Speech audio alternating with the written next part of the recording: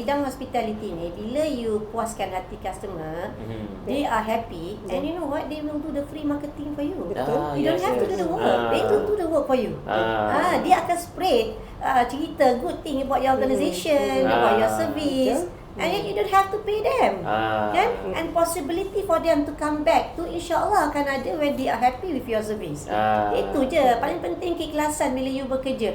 You know your diri, kenal diri you, whether is this the field yang memang sesuai untuk you ataupun tidak. Do you ada the ciri-ciri yang perlu ada untuk berada dalam industri itu ataupun tidak. Sebenarnya bila you ada semua tu, okay, InsyaAllah you boleh perform kerja you dengan okey, dan InsyaAllah servis yang you bagi tu memang akan ikhlas.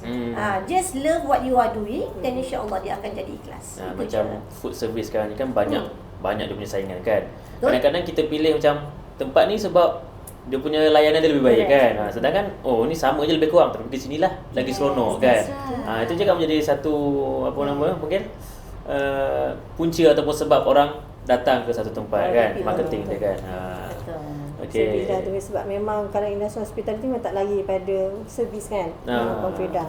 Memang kita bagi servis baik, customer happy. So memang dia akan jadi kita punya regular customer. Dia akan return balik kat kita, and dia bawa lagi gang dia pula lagi datang.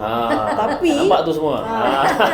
Pastikan bagi servis yang terbaik. Betul. Tapi kalau kita sebaliknya, sama dia akan orang katakan bahasa ni lah, tutup piuk nasi lah. Bila dia bagi bad review, memang salah kita lah.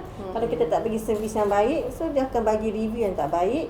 So orang akan pangkal lah, so orang tak nak datang kat kita. So nanti in the end tu bila kita tengok, wah, sale kita pula bulan ni mungkin dah menurun. Sebab apa? Yang tu kena kaji balik. Mungkin sekarang ni banyak ada kan salah lah. Mungkin kita punya servis kita tak mencapai piawaian ya, betul. customer tadi lah, pelanggan tadi tu.